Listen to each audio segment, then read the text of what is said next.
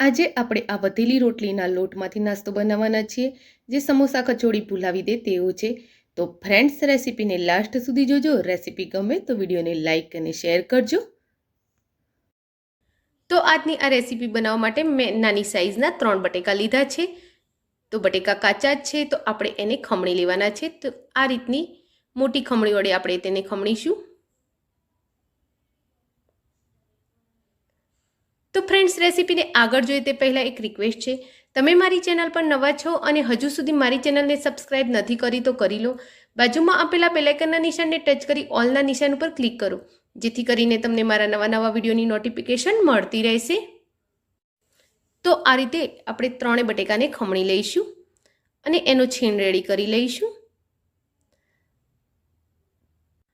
બટેકાને ખમણી એનો છીણ આપણે આ રીતે બાઉલમાં લઈ લઈશું અને હવે એને 3 થી 4 વાર આપણે સાફ પાણીથી ધોઈ લઈશું. હવે ધોયા બાદ એને આ રીતે ગરણીમાં લઈ આપણે એનું બધું જ પાણી નિતારી લેવાનું છે. તો આ રીતે આને હાથ વડે થોડું પ્રેસ કરીશું, જેથી એમાં સહેજ પણ પાણી રહે નહીં.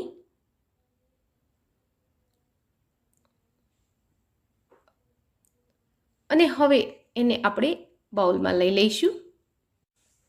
તો મેં આનું બધું જ પાણી નિતારી લીધું છે અને છીણ એકદમ ખુલ્લો કોરો થઈ ગયો છે, તમે જોઈ શકો છો. હવે તેમાં 1 નંગ ડુંગળીને આ રીતે લાંબી સમારી એડ કરીશું. 1 ઇંચ આદુનો ટુકડો એડ કરીશું ખમણીને.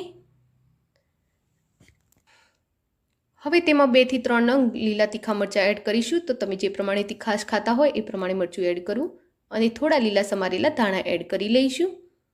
હવે 1 ચમચી જીરું એડ કરીશું અને 5 ચમચી કાળા મરીનો પાવડર એડ કરી લઈશું. હવે આ બધી વસ્તુને હલાવી મિક્સ કરી લઈશું. હાલ આપણે આમાં મીઠું એડ કરીશું નહીં, કારણ કે શાકભાજી છે તો પાણી છૂટશે.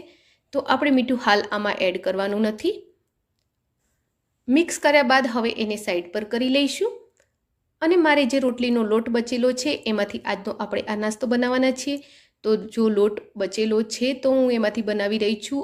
તમારે બનાવવો હોય તો લોટ જે રોટલીનો આપણે રૂટિંગ માટે બાંધીએ છીએ એ રીતે એનો લોટ બાંધી લેવો અને એમાંથી પણ આ નાસ્તો તૈયાર કરી શકાય છે. તો આના હું 4 લુઆ કરીશ. તો પહેલાં 2 લુઆ કરી લઈશું અને એમાંથી બીજા 2 લુઆ તૈયાર કરી લઈશું. તો આ રીતે 4 લુઆ રેડી કરી એની 4 રોટલી વણી લઈશું. તો આ રીતે કોરો લોટ થોડો સ્પ્રેડ કરી એની રોટલી વણી લઈશું. તો રોટલી આપણે જે રૂટિંગમાં રોટલી વણીએ છીએ એવી જ રોટલી વણવાની છે, ન બહુ જાડી ન બહુ પાતળી. તો બસ એની આવી 4 રોટલીઓ રેડી કરી લઈશું. હવે આપણે જે બટેકાને ખમણીને રાખ્યા છે એમાં મીઠું એડ કરી લઈએ. તો અડધી ચમચી સ્વાદ અનુસાર મીઠું એડ કરીશું અને તેને હલાવી મિક્સ કરી લઈશું. હવે આપણે જે 4 રોટલીઓ વણીને રાખી છે એમાંથી 1 રોટલી લઈ લઈશું અને એની ઉપર ટોમેટો કેચઅપ આ રીતે લગાવી લઈશું. અને ટોમેટો કેચઅપ લગાવ્યા બાદ હવે આપણે જે બટેકાનો મસાલો તૈયાર કરીને રાખ્યો છે તેને આ રીતે એના ઉપર પાથરી લઈશું. તો એને બધી બાજુથી સરખો પાથરી લઈશું અને હવે એના પર બીજી રોટલી આપણે આ રીતે મૂકી લઈશું અને એને હળવા હાથે આ રીતે થોડું પ્રેસ કરી લઈશું. હવે આ રોટલી ઉપર શેઝવાન સોસ લગાવીશું. તો તમે આની જગ્યાએ ધાણાની ચટણી હોય તો તે પણ વાપરી શકો છો અને ના હોય તો ટોમેટો કેચઅપ પણ વાપરી શકો છો. તો એને આખી રોટલી પર આ રીતે પાથરી લઈશું. હવે ફરીથી આપણે આના પર ખમણેલા બટેકાનું લેયર બનાવી લઈશું.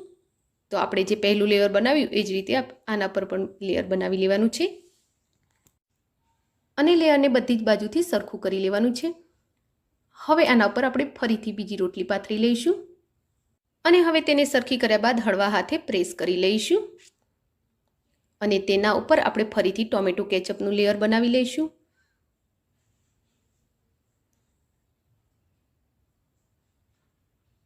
હવે આના ઉપર છીણેલા બટેકાનો માવો ફરીથી પાથરી લઈશું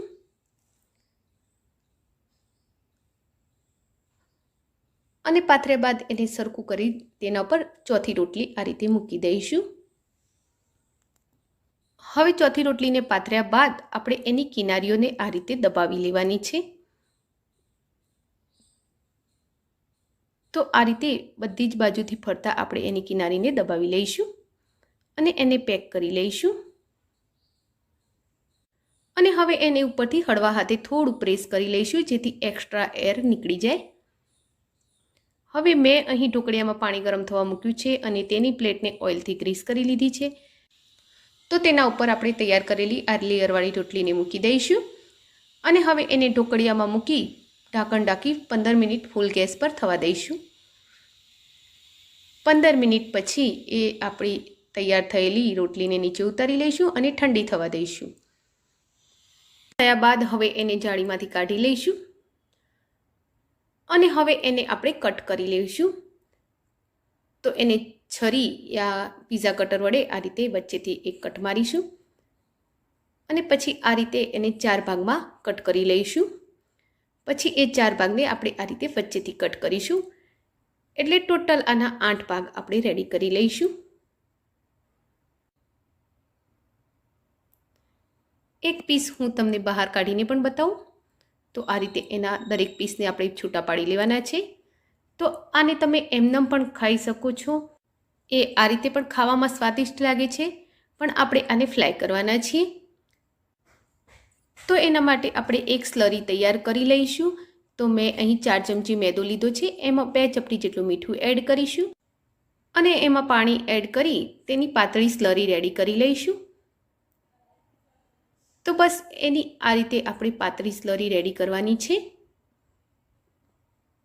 હવે આપણા તૈયાર કરેલા પીસને આપણે એમાં મૂકી દઈશું એટલે કે ડીપ કરી લેવાનો છે એને. અને હવે એક્સ્ટ્રા સ્લરી આપણે નિતારી લઈ એને ગરમ ગરમ તેલમાં મૂકી દઈશું.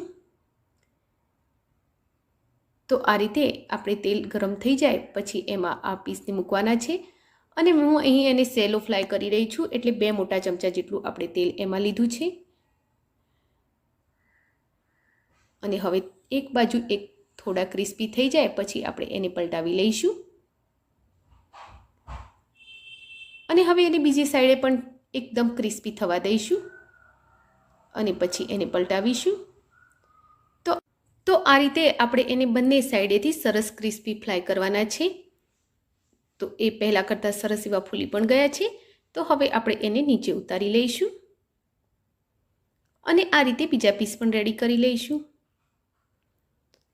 તો આ આપણો વધેલી રોટલીના લોટનો નાસ્તો તૈયાર છે, જે ખાવામાં એકદમ સ્વાદિષ્ટ લાગે છે.